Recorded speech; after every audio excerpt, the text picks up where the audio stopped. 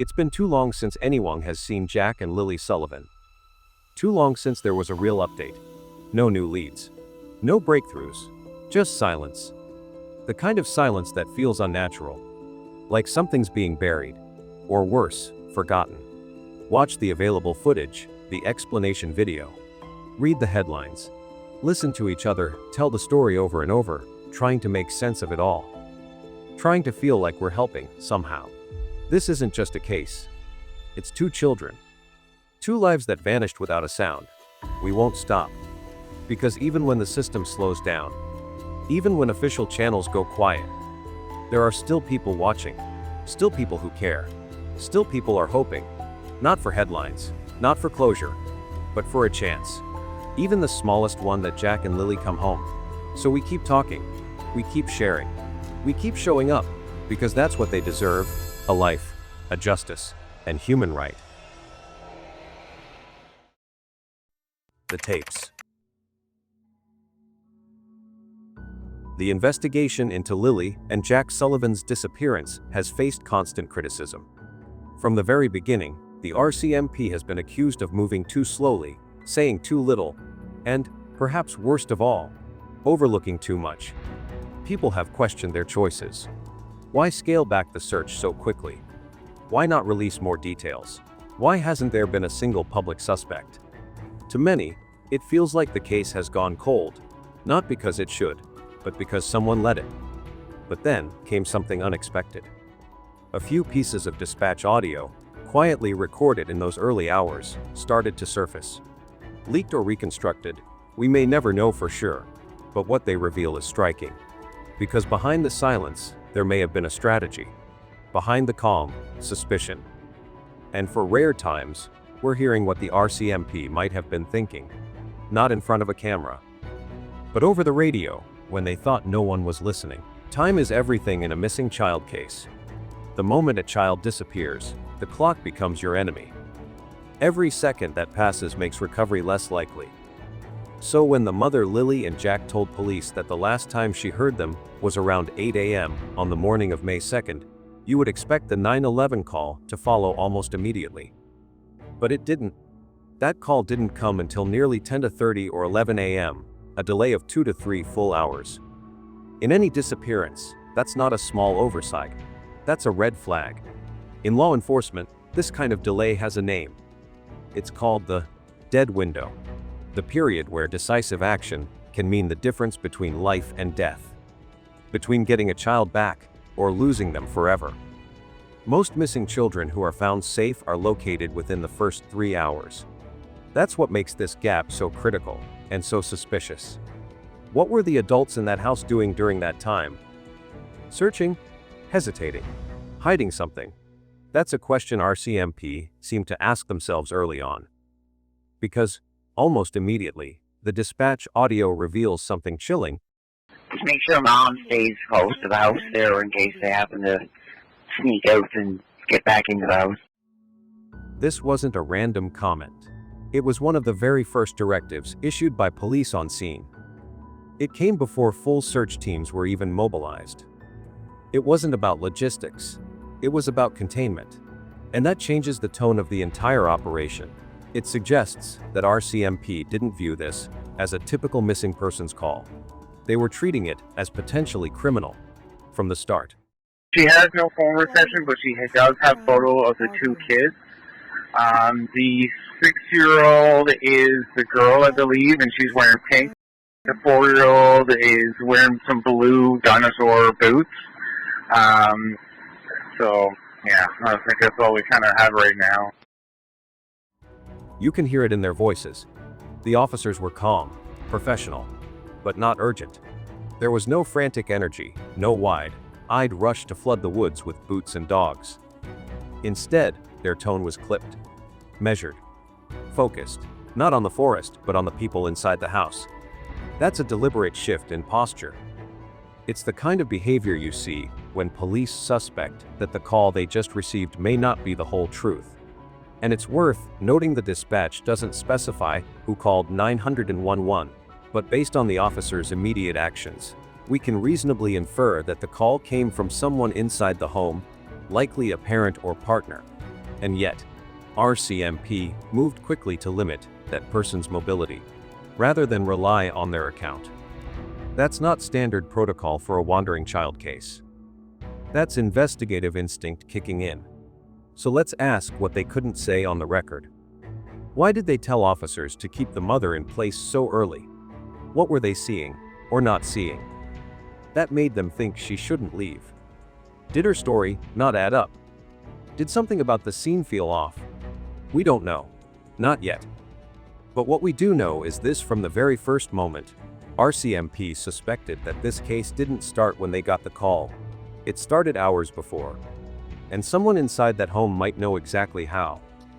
When authorities first arrived at 1407 Garlock Road on the morning of May 2nd, they weren't just responding to a missing persons report. They were stepping into what would quickly become one of the most complex and physically grueling search zones in Nova Scotia in recent memory. This home, nestled deep within Landown Station in Pictou County, was officially marked as the last known location of 6-year-old Lily and 4-year-old Jack Sullivan. But the landscape surrounding it was not the kind you'd expect young children to wander far into. The residents sat amid a densely wooded rural area, where steep slopes, dense forest cover, and unpredictable terrain made even the simplest search dangerous. From the beginning, this wasn't going to be a typical missing child case. Department of Natural Resources, Air Services, Nova Scotia Public Safety and Field Communications, Nova Scotia Guard, Joint Rescue Coordination Center, Salvation Army, the Canada Heavy Urban Search and Rescue Task Force 5, and several RCMP units, including police, dog services, and drone operators. Since Saturday, because we treat all missing person files as suspicious until our investigation leads us to determine otherwise, our Major Crimes Unit has been engaged. It's been an all-hands-on-deck effort using every available resource and tool. Since the search began on May 2nd, it has been concentrated in the Garlock Road area and has covered 4 square kilometers of heavy, wooded, rural terrain. The terrain was described by searchers as heavily wooded rural terrain, with narrow gullies, soggy lowlands, and the remnants of hurricane damage.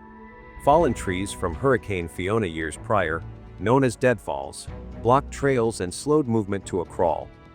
Some zones were simply almost impossible to traverse. Several searchers became so exhausted that they had to be pulled out of the woods for medical reasons, including muscle cramps and dehydration. Despite these physical challenges, the search effort was massive. Teams used drones, including thermal drones, helicopters, police dogs, and GPS-assisted grid patterns. Volunteers and professionals worked side by side, sweeping cabins, crawling through creeks, and scouring even nearby bodies of water with dive teams and boats. Nothing was left to chance.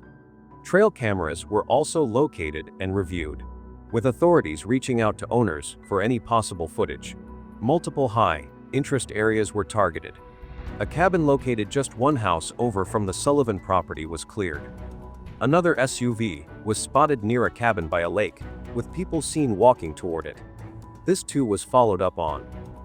Investigators checked a gated driveway lined with reflective posts, dirt paths behind the house, culverts, and even nearby campgrounds like the KOA, which locals helped keep watch over. A trail camera was found on a nearby road and reviewed for any clues.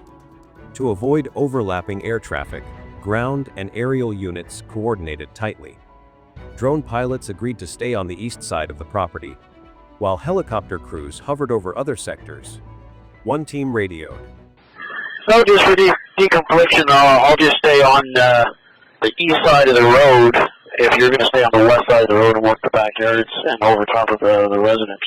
If you're not going to cross the road, we'll just drop down. There's a gully on the east side. We want to just kind of cruise the forest there. Yeah, we can do that. While another added.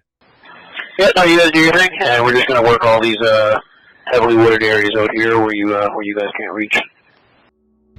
This level of coordination suggests just how vast and layered the search really was. But even with all that manpower and planning, physical evidence remained frustratingly scarce. Investigators reported just 2 small boot prints right outside the house, facing the road, believed to possibly belong to the missing children. That was it. No clear path. No trail through the woods. No signs of struggle play or panic. An onion bag was found and questioned whether it might be something the kids had played with. Police confirmed it wasn't relevant. A pink blanket was recovered, but quickly ruled out as being connected to Lily or Jack. Despite all efforts, nothing concrete was tying the children to the surrounding wilderness. Communication, too, became a challenge. Officers on site quickly realized they had no portable reception. Radios inside vehicles worked, but handhelds did not. One constable was instructed to drive out to find a signal strong enough to send out the children's photos.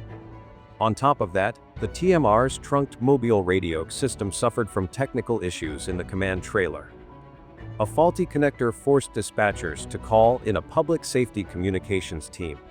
One dispatcher confirmed that it was already done. Their en route, indicating how even the command infrastructure had begun to fray under the intensity of the operation.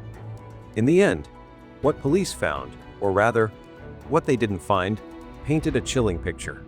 Despite the best equipment, tireless professionals, and a vast area being combed again and again, there was no clear sign the children had even left the immediate vicinity of the house. It was as if they'd vanished into thin air, just a few steps from home. From the very beginning, the investigation into Lily and Jack's disappearance was shaped by a working theory that children had likely wandered off on their own. The tone of the initial dispatch communications reflected this. Officers weren't yet treating the home as a crime scene, they were treating it as a starting point. One of the first orders issued by dispatch said, Just make sure Mom stays close to the house there in case they happen to sneak out and get back into the house. That statement implied two things. First, that the children might still be nearby and could return at any moment. Second, that their disappearance was likely accidental, not criminal. However, law enforcement didn't rule out the possibility that the kids had traveled farther than expected. One dispatcher warned search teams. Copy, and just for everyone's awareness, based on the profile, the children could have traveled at least 6 kilometers, so keep that in mind. This became a critical point of debate. While some investigators prepared for a wide area search, others questioned whether 2 small children, ages 4 and 6, could realistically cover such a distance, especially through rugged terrain. Daniel, their stepfather, was among the skeptics. He repeatedly said that they hate being wet and cold. They'd immediately want to come back in. In his view, the idea that Lily and Jack wandered deep into the woods didn't make sense. One early priority raised eyebrows among those reviewing the dispatch logs later. Beyond watching for the children, officers were also instructed to keep a close eye on their mother. At face value, it sounds like a precaution to ensure she was available for questioning or coordination. But for many, it signaled that officers had reservations from the outset. Even in the absence of direct evidence, investigators were taking early steps to monitor the adults closest to the missing children. Strangely, despite the rapid deployment of search teams and aerial units, police chose not to activate an Amber Alert. Instead, they issued a non-intrusive alert and distributed the children's photos via the media and social platforms. Officials explained the decision by saying they lacked the necessary evidence of an abduction. Meanwhile, the children's mother and stepfather were pushing hard for the alert to go out, arguing that abduction was not just possible, but likely. This revealed a disconnect between how the family viewed the situation and how law enforcement was proceeding. That said, the scope of the search operation showed that authorities were taking no chances. Helicopters, drones, K-9 units, and ground teams were mobilized immediately. Crews from across Nova Scotia and even New Brunswick joined the effort. Their early focus included the thick woods behind the house, nearby cabins, hiking trails, and a network of gullies and dirt roads. Even if police weren't calling it a criminal case, they were responding as though it could become one. The parents' behavior also complicated the picture. Daniel was vocal, emotional, and insisted the kids couldn't have gone far. Malia, by contrast, appeared calm, even detached, in interviews. Some observers noted inconsistencies in her statements, particularly around the timeline and how exactly the children left the house. These mixed signals only made it harder for law enforcement to separate fact from speculation. They had to weigh the possibility that the children were still nearby against the possibility that someone wasn't telling the truth. And throughout those early days, the biggest challenge remained the same team. Everything was based on assumptions. There were no security cameras, no eyewitnesses, no clear timeline, and no solid clues. The search wasn't guided by facts, it was guided by what might have happened. And that's a dangerous place to start when two small children are missing. One of the greatest challenges in the search for Lily and Jack Sullivan wasn't just the terrain, it was communication. The vast, remote location where the children disappeared proved to be a technological dead zone. Officers on the ground quickly learned that their portable radios had no signal, limiting real-time updates. One officer reported, McLaren Road. Alright. Bravo 3, go ahead. Alright, so there is no portable reception down here. However, the cars do work. This forced many teams to rely on vehicle-based systems, slowing coordination between units spread across wooded and mountainous zones. This lack of signal became a problem early on. Officers needed to share photos of the children with search units, but couldn't do so without a stable connection. One dispatcher gave a direct order. Go somewhere and get service and get those photos sent off. I'll head back into the hotel. I'll get the Wi-Fi again. What should have been a quick transmission turned into a logistical delay. That delay mattered, especially in the critical first hours of a child search. Further complicating operations was a failure in the trunked mobile radio system, the backbone of inter-agency communication. According to dispatch, Over again while we wait. I just want to let you know, on last night's search, we were having problems with our TMR communications through our command trailer. due to the sheer scale of the operation, one officer requested that a mobile communications unit be sent in, anticipating a prolonged mission. 355, I'm going to request a field communications unit to be sent out here to the 4 comms if this gets extended for... The search teams weren't working off an hour-by-hour plan. They were preparing for days, even weeks.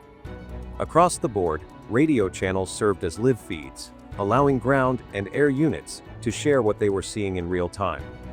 In the absence of cell coverage, these updates were vital, turning radio chatter into a digital map of the operation. Each team also remained adaptable. This mutual flexibility ensured no area was left untouched, and no resources were wasted. Meanwhile, teams kept a tight perimeter near the Sullivan residence. And all stations, just ordering a black SUV just north of the residence and on the left side of the road. Does not appear to be a CRV, but it is a black SUV. If anybody wants to come up and have a look at that, just under the helicopter here now, if you guys have visual of it. Yeah, we copy that. There are looks like two individuals walking down towards the lake ahead of the vehicle. Still, several early leads fell apart quickly. A black SUV, spotted near a lake, believed to be suspicious, was found to be unrelated. A pink blanket, a small boot print, and even an onion bag discovered near the home were all examined, and all ruled out. Investigators were working every angle they could, but without a single piece of hard evidence. The direction of the search remained unclear. Any unusual activity near the property triggered immediate alerts, showing how seriously each potential lead was taken, even when nothing came of it. Finally, as the search expanded, media management became a task of its own. One officer confirmed, rather than allow rumors to drive public perception, the RCMP kept a centralized information strategy, measured, controlled, and consistent. In summary, while the boots on the ground did the hard physical work, the backbone of the search relied heavily on radio communication, inter-agency coordination, and quick responses to technical failures. Without functioning systems, Even the most prepared search teams can find themselves flying blind.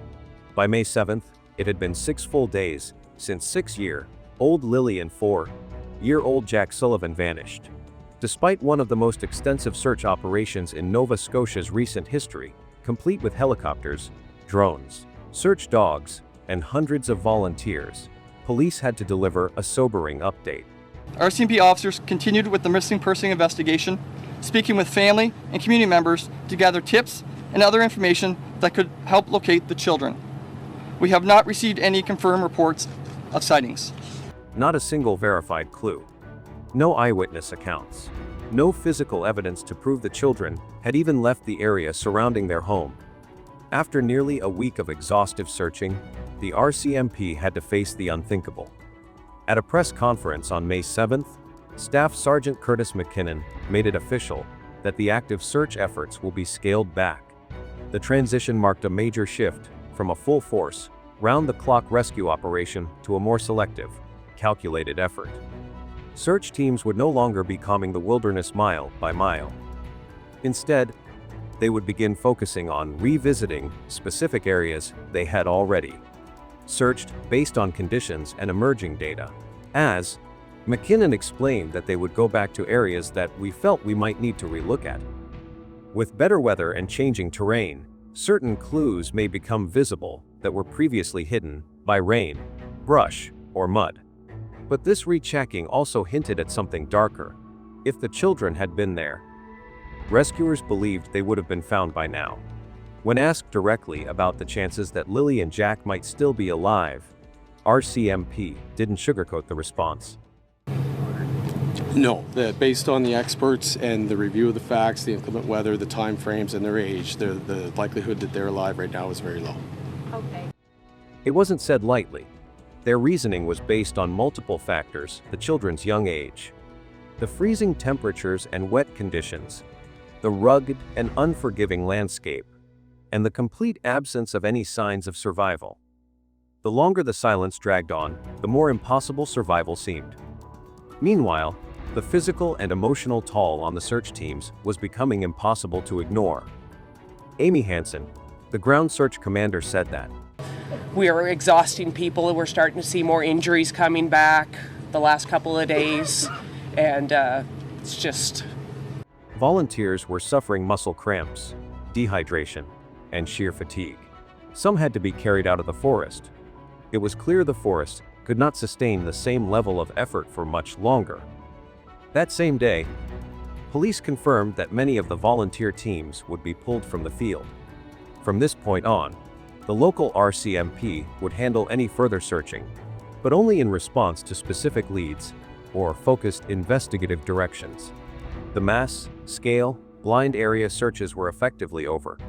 For the first time, police openly acknowledged that they were considering bringing in cadaver dogs. It wasn't a formal decision, but it was a chilling admission.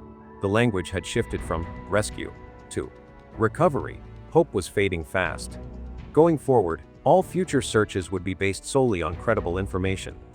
RCMP stated that will be based on information that comes in and specifics in order to make things pointed and specific to areas that are pinpointed or specific to a search need in the area. So they were no longer operating on instinct or coverage grids. Now, it was all about waiting for tips, for data, for something solid to act on. Still, the RCMP made one final effort to reassure the public, even if the tone had noticeably changed. To searches in more specific spaces that have already been searched by our teams, we want to circle back to increase the probability that all clues have been found. And when transitioning from an active search to a scaled-back search, the probability of survival is taken into consideration. I want to assure you that our missing persons investigation continues. We're not packing up, and we're not giving up. Our investigation is broad, and it won't end until we know where Lily and Jack are and can bring them home. We'll continue to investigate and chase leads for as long as and as hard as we have to. It was an effort to preserve public trust, but it was clear that the mission had shifted. The optimism of early May was gone. In its place was the slow, methodical work of uncovering what really happened and preparing for the possibility that this was no longer a rescue, but a recovery. From the very first dispatch, it was clear that the operation wasn't just about finding the children. It was about uncovering the truth behind their disappearance. The behavior of law enforcement told a different story, one rooted in caution, suspicion, and control. One of the earliest commands issued by dispatch was straightforward: that make sure mom stays close to the house. On paper, it sounds like a routine request. But for those familiar with investigative protocol, it was a red flag. Keeping a parent at the scene isn't just about coordination, it's about containment. When police are unsure of what's really happened, the first move is often to lock down the source of the original report. That order didn't come hours later, it came right away. That says something. Within minutes, another telling decision was made. This wasn't just a point of interest. The home at 1407 Garlock Road was being treated like a crime scene. Not because of what was found, but because of what wasn't. 2 children supposedly vanished, and police weren't even sure if they had truly left the property. We also know that the narrative given by those in the home was unclear, possibly inconsistent. Something wasn't adding up, and investigators were already hitting the brakes on assumptions. One major issue: conflicting timelines. Reports mentioned both 800 a.m. and 1000 a.m. as the last time the children were seen. That's a 2-hour gap in a case where every minute matters.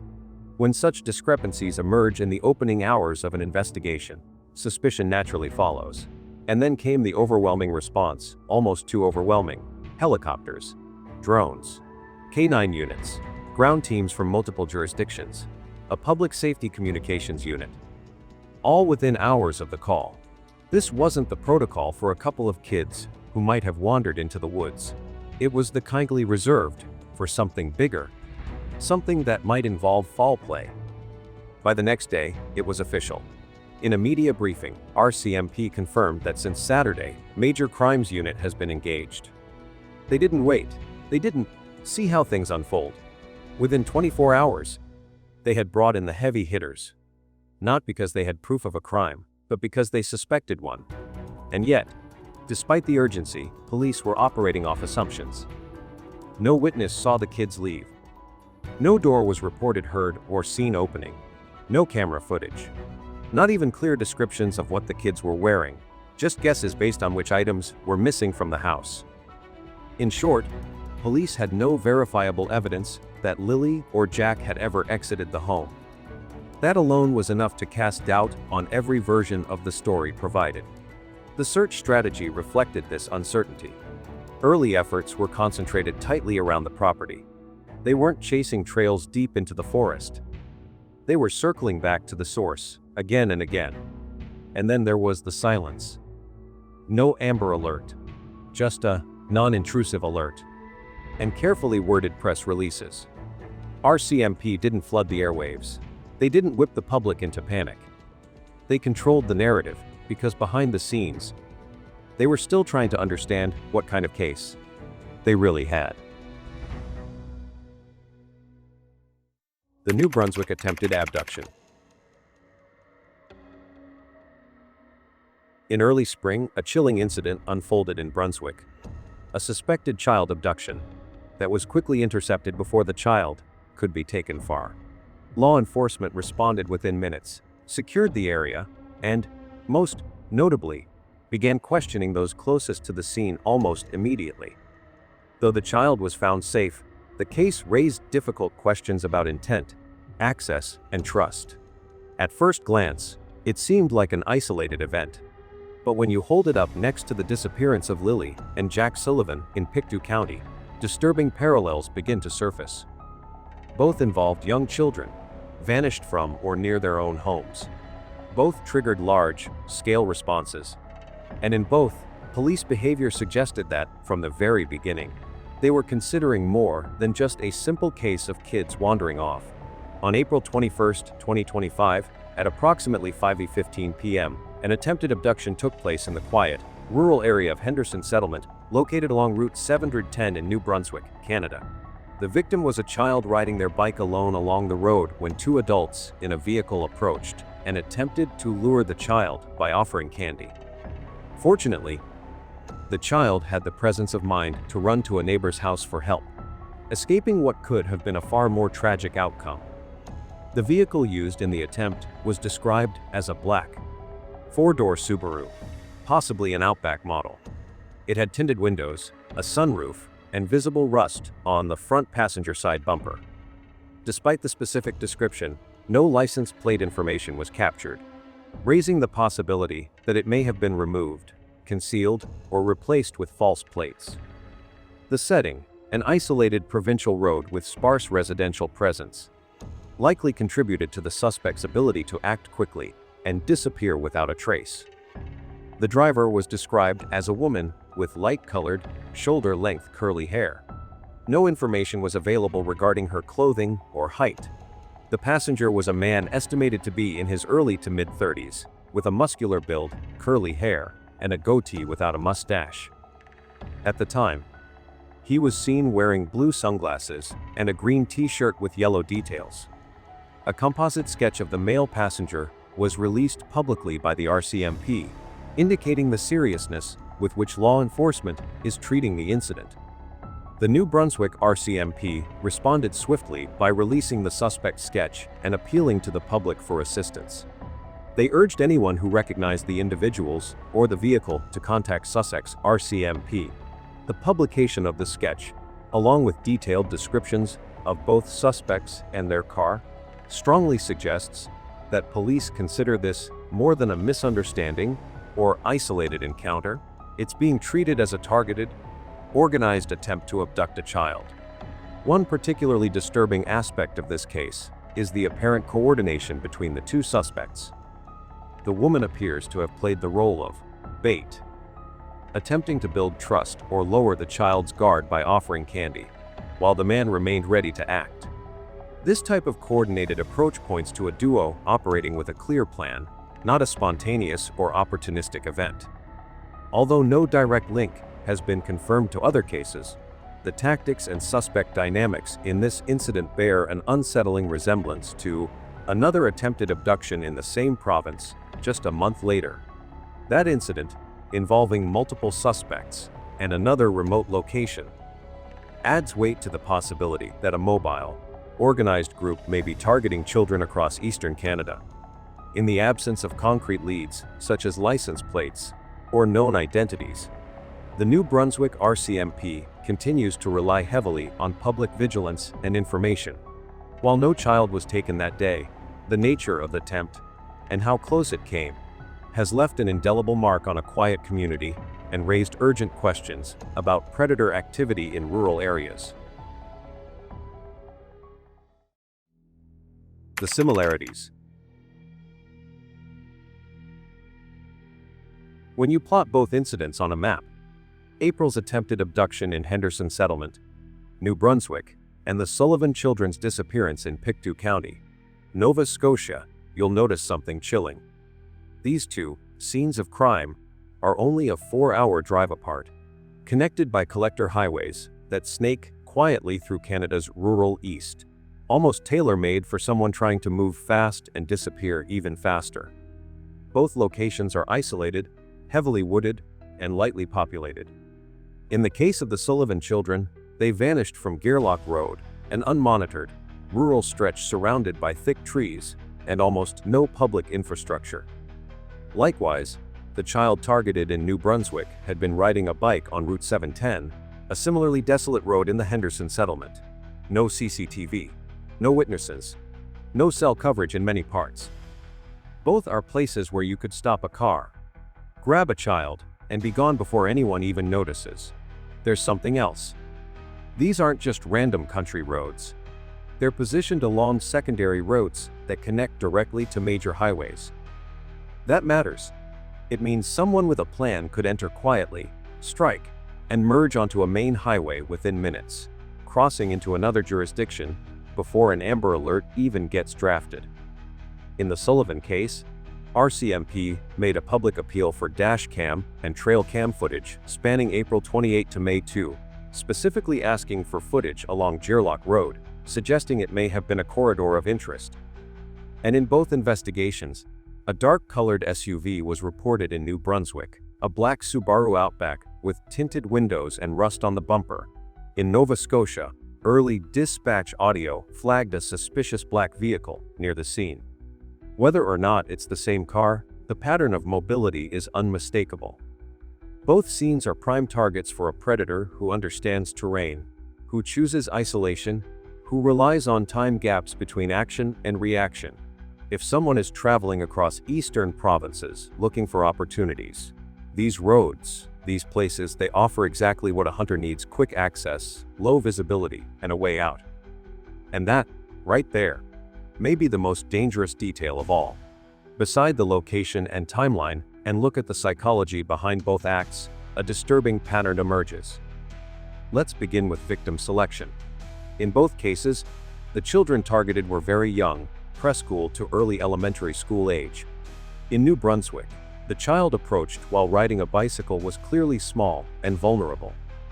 In Nova Scotia, Lily was 6 years old, and Jack was just 4. These aren't random ages. Children in this age range are easy to control, unlikely to resist effectively, and even less likely to provide accurate descriptions of their abductors if they survive. Offenders looking for an easy, low-risk target know exactly what they're doing when they choose children this young. It speaks to intent. It speaks to experience. The methods used to approach these children also bear similarities. In New Brunswick, it was the classic lure, offering candy, a tactic that's been used by child predators for decades. But it's not just lazy, it's effective. It works because it preys on a child's trust and innocence. In the Sullivan case, no one witnessed the moment of disappearance. There was no forced entry, no signs of a struggle. The dogs on the property didn't bark. The children were simply gone. That tells us something. It suggests a quiet approach, one that didn't alarm them. It's possible they knew the person, or that the person had a way of seeming familiar, calm, safe. That, too, requires psychological precision. After the act, both cases show signs of quick, calculated escape. In the New Brunswick incident, the suspects fled the scene the moment the child ran. Again, witnesses described a black Subaru with rust on the bumper. In Nova Scotia, there's no footage of a vehicle leaving the Sullivan property, but a suspicious black SUV was reported in the area.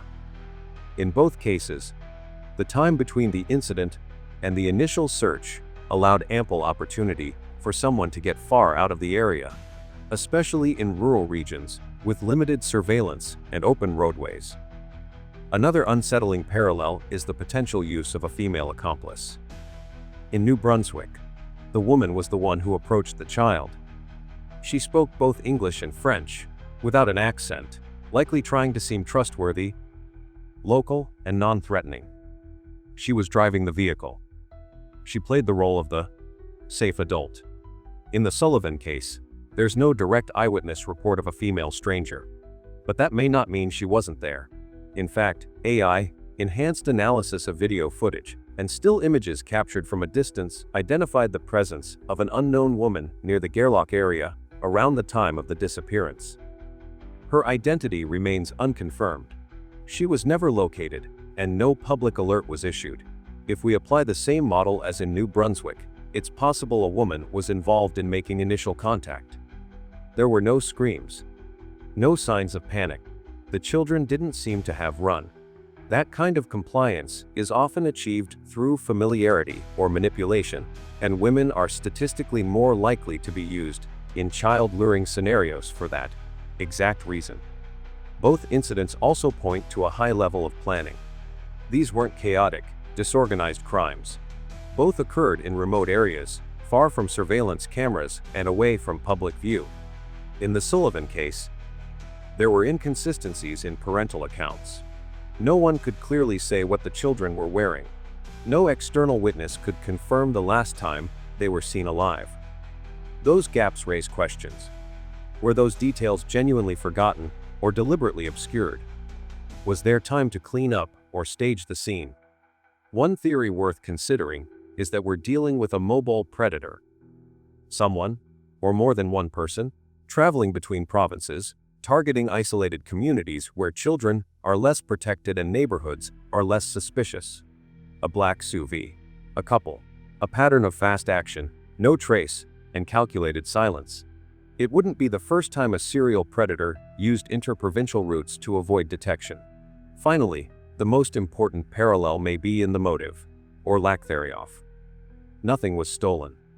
No homes were ransacked. The focus in both cases was solely on the child. That points to one thing: control. Not chaos. Not impulse. But obsession. The kind of behavior we see in offenders with personality disorders, or deeply rooted fixations on child dominance, submission, or worse. In conclusion, when you line up the details from both cases, the parallels are too many and too specific to ignore. First, there's the timing. The attempted abduction in New Brunswick happened on April 21, 2025. The Sullivan children vanished on May 2, just 11 days later. Both incidents occurred in the late afternoon, when surveillance was low and foot traffic minimal. And in both cases, there was a crucial delay between the moment the children went missing and when the full-scale response began, giving any offender plenty of time to escape the area, even across provincial lines. Then there's geography. Both incidents took place in remote, wooded communities, quietly tucked off collector highways, roads that link small areas directly to major routes. These are the kind of locations that allow someone to pull off, act quickly, and vanish without trace. The black Subaru spotted in New Brunswick fits that kind of calculated movement, a generic, hard-to-track vehicle with enough room to act and transport, and just anonymous enough to be invisible. Behaviorally, both cases hit the same terrifying notes. The targets were children aged 4 to 6, an age range ripe for exploitation, with limited ability to resist or describe what happened. In both situations, the children were approached or taken in private, unsupervised spaces, far from cameras or witnesses. The actions were quiet, precise, and left no evidence of forced entry, violence, or theft, just children, gone. Even the structure of the attacks raises questions.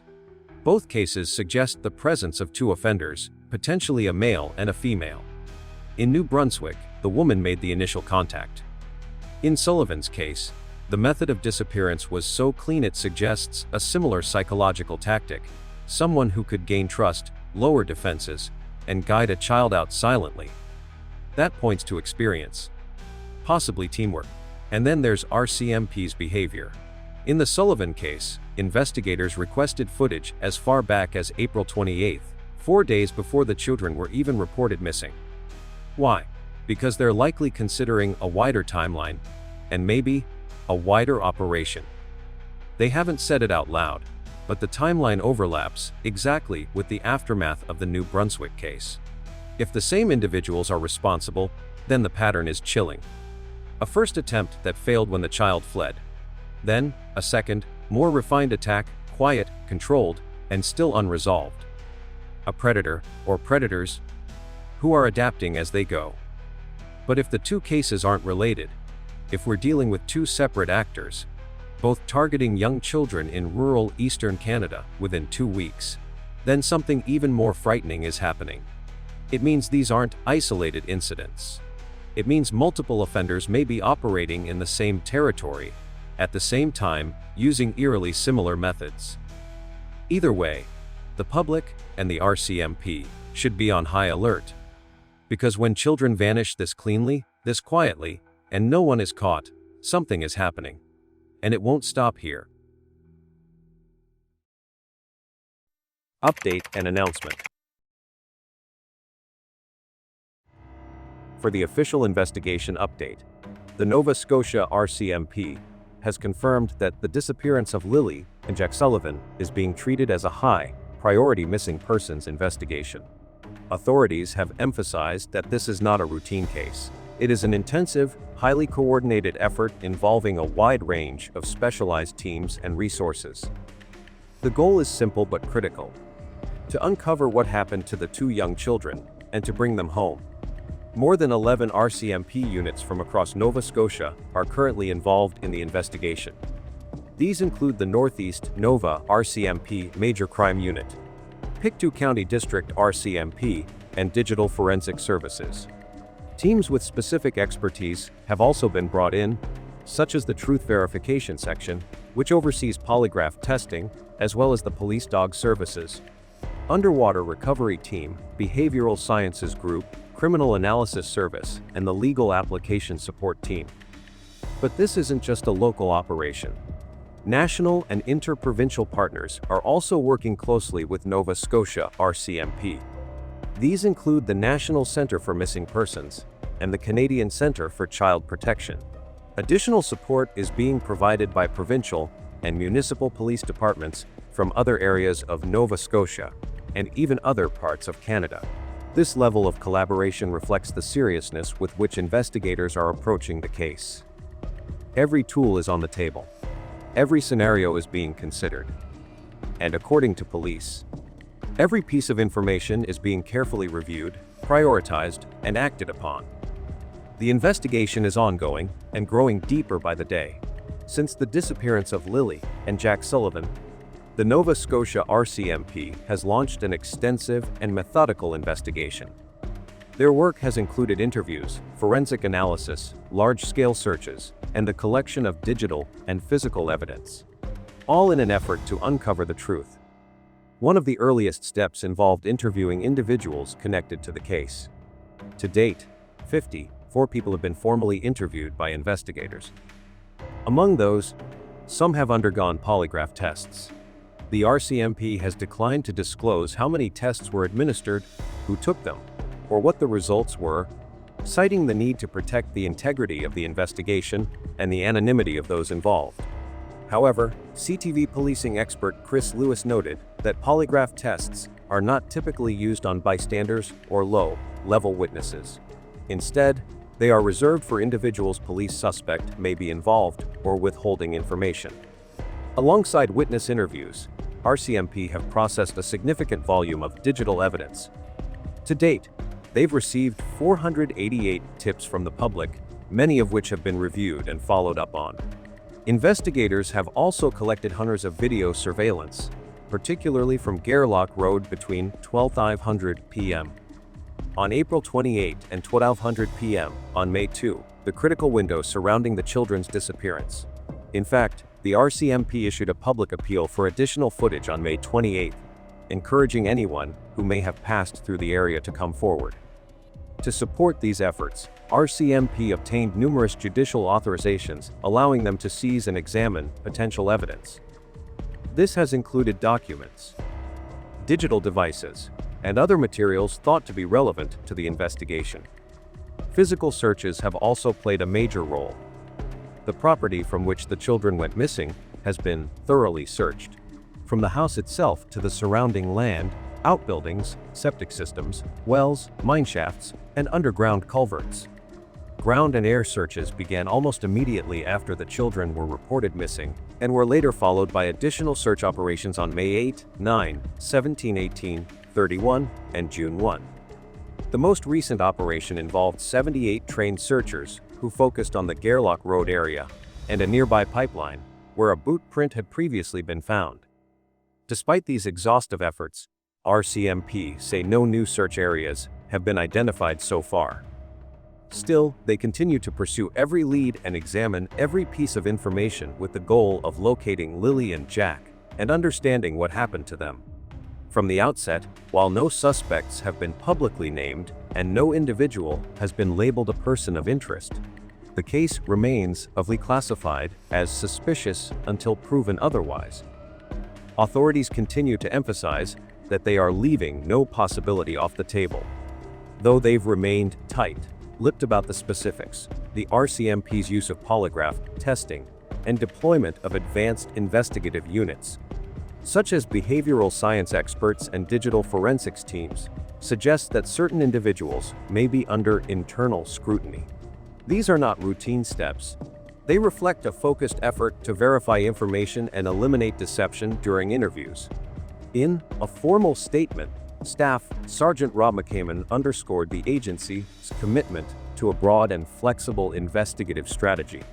He said that All scenarios are being considered, and we've engaged every tool and resource at our disposal. Echoing that sentiment, Corporal Sandy Matheru, who leads the investigation for the Northeast Nova RCMP Major Crime Unit, highlighted the team's discipline methodology. We have a very coordinated and deliberate approach to ensure nothing is missed. Together, these statements reinforce a central message: the RCMP is determined to uncover the truth.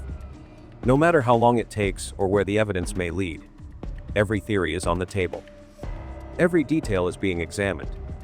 And until the fate of Lily and Jack is known, the investigation remains very much alive. Remaining theory at first, many assumed that Lily and Jack Sullivan had simply wandered off. Two kids, ages 4 and 6, living in a rural trailer near dense woods. It was an easy theory to believe. But from the very beginning, the RCMP didn't see it that way. They suggested that authorities were treating this as something more than just a missing person call. Even more telling, no one, not a neighbor, not a passerby, saw the children leave the house. The story that they slipped out quietly through the sliding door doesn't hold up when no one can place them outside. What really challenges the wandering theory is the complete absence of physical evidence. Over 160 searchers, drones, helicopters, and K9 units scoured the terrain for days. Not a single footprint, no scent, no scraps of clothing, no sound, nothing. The terrain itself was brutal: fallen trees, dense brush, uneven ground. Even adults would struggle to move through it, let alone children that small. Search expert Robert Kurz points out that 95% of children aged 4 to 6 who wander are found within 6.6 kilometers, and 98% of them are alive if found within 24 hours. Lily and Jack have been missing for more than 3 weeks. If they were ever in those woods, there should be something, anything, to prove it. But there isn't. That brings us to what's now the leading theory: abduction. Possibly by someone unknown. Possibly by someone they knew. One scenario drawing serious attention is the possibility that Lily and Jack were taken by a stranger. In the weeks surrounding their disappearance, there were 2 attempted abductions in nearby New Brunswick, both in rural areas, both involving suspicious individuals targeting vulnerable victims. While RCMP have not formally linked the cases, the timing, methods, and geographical proximity raise real concern. Even more troubling, an unidentified black SUV was seen near Gerlach Road shortly before Lily and Jack vanished. Could these incidents be connected? A pattern. A predator moving between provinces, unnoticed until it's too late. But there's also another possibility, one that's harder to talk about. The children may have been taken by someone close, someone inside the home. The RCMP's decision to request trail camera footage beginning on April 27th, 5 full days before the 9/11 call, suggests they suspect the disappearance may have happened earlier than reported. The last confirmed sighting of the children was April 29th, when the school bus dropped them off. After that, it's only the parents' word. Their mother, Malia, claimed Lily had a cough and kept them home on May 1st and 2nd.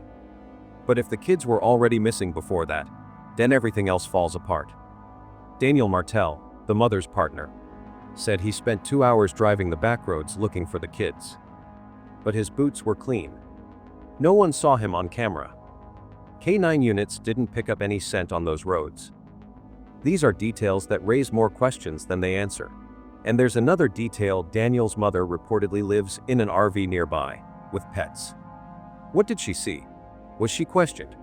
Why hasn't her role, however peripheral, been clarified? All theories remain technically on the table. But the weight of the evidence is shifting. The wandering theory is becoming harder and harder to support. It doesn't explain the silence. It doesn't explain the total lack of physical trace. It doesn't explain the early suspicion from RCMP. Stranger abduction, potentially part of a pattern tied to other failed kidnappings in New Brunswick, is a theory with growing momentum. And the possibility of someone close being involved, someone trusted, may be even more likely. At this point, the question isn't whether the kids wandered. The question is, who took them? And why? In the end, this case reminds us just how fragile our assumptions can be. From the outside, it looked like a simple missing person report, 2 young kids who might have slipped out a door and wandered into the woods. But as layers unfolded, the truth became more complex, more chilling, and far less certain. The RCMP has invested extraordinary resources in this case: search and rescue teams, K9 units, drones, air surveillance, and a full mobilization of their major crime division. The effort was massive, determined, and relentless. But for all that was done behind the scenes, what filtered out to the public has often been slow, confusing, and contradictory. Early statements downplaying the possibility of abduction seemed to conflict with tactical actions, like restricting the movement of the mother or digging into trail cam footage from days before the 911 call. Press conferences left more questions than answers. The lack of clear, consistent communication created a vacuum, and in that silence, speculation grew louder. People want to trust the system. But when it doesn't speak, or when it says too little, people begin to look elsewhere for answers. Still, we can't overlook the dedication of those on the ground. The searchers who spent day after day combing rough terrain. The analysts reviewing hours of footage frame by frame. The officers working leads quietly, out of the spotlight. Their work matters. It's the kind of tireless, unseen effort that often leads to resolution, sometimes long after the headlines fade. This case is still open. The children are still missing, but hope is not gone. Every unanswered question is a reason to keep asking. Every piece of silence is a reason to listen harder, and every shadow of doubt is a reason to keep searching. For Lily and Jack, and for the truth, we keep going. Because someone knows what happened. And until we know too, we don't stop. As we wait and watch, it's staggering to realize that between 70,000 and 80,000 Canadians are reported missing every year. That number isn't going down, it's rising. And yet, despite the overwhelming scale, 88% of those reported missing are found within the first 7 days. That's nearly 9 out of 10. But not Lily and Jack. These 2 youngslings, 4 and 6 years old, seem to have vanished like breath on a frosty morning. No trace, no movement, no mistake in the search. And that's the most haunting part. Because every life, every body, every child leaves a trace. That's not theory. That's biology. So if there is no trace, then someone intervened. And whatever oath of silence that person, or persons, swore, they're holding on to it tightly. And now, 509 Canadian families, just like the Sullivans, are still waiting. Still praying. Still begging for clarity. Still believing that maybe someone out there saw something and might come forward. If only one person knows the truth, they could carry that secret to the grave. But if 2 or more were involved, will one of them crack for a large reward? Or a guilty conscience? In the past, people hashed out rumors and what-ifs in local cafes and corner stores. Today, social media has become the new community square. We're more connected than ever, and yet more desperate for answers. We may not be able to help directly, but we need to speak, to vent, to keep the pressure alive. Because silence, left unchecked, protects the wrong people. So for Lily and Jack Sullivan, for every family still waiting, we refuse to go quiet. But as we follow this story, frame by frame, clue by clue, we have to stop and ask ourselves, is it worth it? Chasing cases like this, where answers are few and time keeps moving, does it really matter? And if it does, then what role do we play in that pursuit? We're not detectives. We're not forensic experts. We're just people. But maybe that's exactly the point. Because people talk. People share. People remember. And sometimes, it's the person outside the system, the neighbor, the friend, the stranger on the internet, who holds the missing piece. So maybe the real question is, what can we do? We can stay loud. We can stay curious. We can keep their names from fading. And we can remind the world that Lily and Jack matter, even if we never met them. There's another question, one that lingers quietly in the background of every unresolved case, especially one like this. When do we stop? When do we, as outsiders, as observers, as strangers, decide it's time to move on? When do we say, maybe it's too late? It's not an easy question to face. Because the truth is, most missing persons cases go cold. Leads dry up. People stop talking. Even the news cycle moves on. And families, those left behind, are often expected to find a way to live with the unknown. But, is that what justice looks like? Is that what these children deserve? The answer isn't simple. Maybe there is no perfect time. But maybe it comes down to this. We stop only when we're sure we've done everything we can. When no lead remains unchased. When every silence has been questioned. Until then, we owe it to them to keep going.